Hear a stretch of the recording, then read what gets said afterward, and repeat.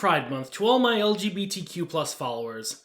While I myself am straight, I firmly support the rights of people to love whoever they want or to identify however they feel most comfortable.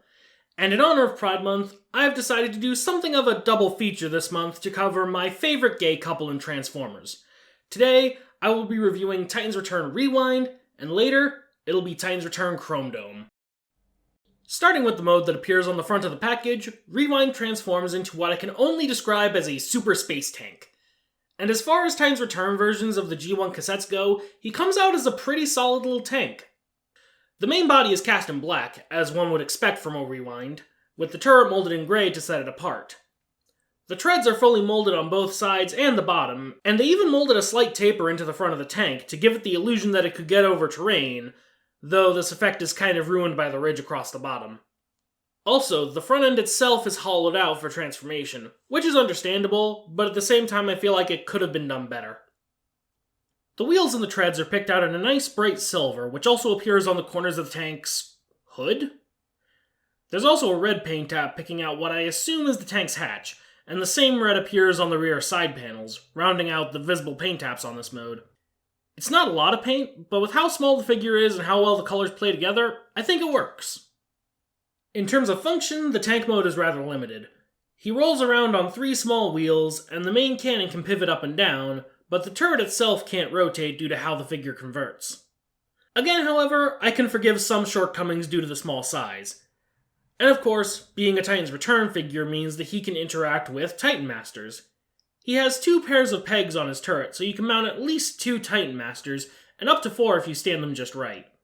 It's a nice feature, though plastic tolerances may prevent some figures from mounting securely. Overall, for a Legends class toy, the tank mode is pretty decent.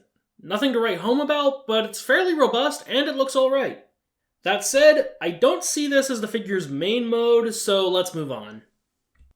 Removing the main cannon, rotating the turret halves to the side, and then unfolding them gives what I consider the toy's main alternate mode, the Spy Tablet. While less than half the size of a typical smartphone, he manages to look the part surprisingly well. The tank mode hatch now becomes the home button, and there's an additional red paint app on the top, but most of the detail comes from the tablet screen itself. The wallpaper is obviously based on his G1 microcassette mode, but with a bit more techie detail and of course some phone icons overlaid. Across the top, he has 4 bars of cell service and Wi-Fi connectivity, 50 to 75% battery power remaining, and a running microphone. And across the bottom, he has a text editor, file manager, instant messenger, and email app installed. Also, strangely enough, he has 3 Autobot symbols, 1 on top of the tablet and 2 on the screen itself. While the detailing on the screen is nice, it's all done as stickers, which does come with its fair share of problems. In addition to the problem of lifting off the plastic, the stickers may not be cut and aligned correctly. In my case, the right-hand tape reel is not a perfect circle, and the tape window is a little bit wider. This also means that the bottom of the cassette doesn't line up. Also, the printing on the stickers may fade over time with wear and tear. So, while I'm glad that there's so much detail going on, the stickers could have been done a lot better. It's still a nice mode overall, however. There's storage for his main cannon on the side, where you'll also find a molded power button. You can even pretend that the gun is a stylus, though I doubt this is intentional. But my favorite feature in this mode is that, on the bottom left-hand side, there's a 3.5mm port which can accept an aux audio cable. So you can plug in a set of headphones and roleplay this as a real smart device, though it doesn't connect as securely as the real thing. Mileage may vary on that front, though. I've seen versions of this figure that actually hold it quite firmly. And of course, the big feature of this figure is that it can store in the chest of Leader Class Blaster or Soundwave. Neither of which I own, so I cannot comment on the effectiveness of this feature. If I ever do obtain that figure, however, I will do a review of it where I follow up on this. Remember to remove the gun from the side of the tablet before turning into robot or tank modes. Otherwise, you will bend or even break the barrel. With that little PSA out of the way, going to robot mode is more complex than going from tank to tablet, but that isn't saying much.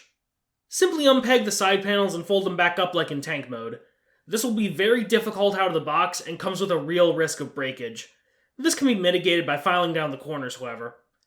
Next, split the front of the tank and unfold it to become the legs. Flip the rear wheels up to form the feet, then split the top of the tablet to form the shoulders. Rotate the biceps, then open the chest and flip out the head to complete the robot mode. Rewind's robot mode is definitely based on his IDW appearance, with the red paint apps on his shoulders, and of course the head sculpt, complete with visor and camera unit. Some sacrifices are made for the sake of his alternate modes, but it's very clear where the inspiration came from. Very few new details are exposed here. The only new paint apps are the tampografs on his chest to give him his gold pecs as well as the Autobot symbol. Aside from the head sculpt, most of the new detail comes from the arms, which are actually molded somewhat asymmetrically. While his right arm looks normal, his left arm is hollowed out and has an additional piston molded in. While not a bad look once you get used to it, it's definitely a bit weird, and seems to be purely due to plastic content restrictions, which is a bit unfortunate. Articulation-wise, Rewind has full neck rotation, ball-jointed shoulders, bicep swivels, and 90-degree elbows. No waist joint, but he does have ball-jointed hips and knees, which give him a nice range of motion. Overall, the figure is decently posable, though the bulky arms can clash in some poses. For weapons, Rewind gets the main cannon from tank mode as his rifle. It has a standard 5mm handle, so he can hold it in either hand or swap it for any other standard weapon, presumably even his G1 weapons. He also has a port on the side of his right arm. While this seems to just be an artifact of how he stores it in tablet mode, this does allow him to mount his rifle on his forearm, much like the G1 toy did.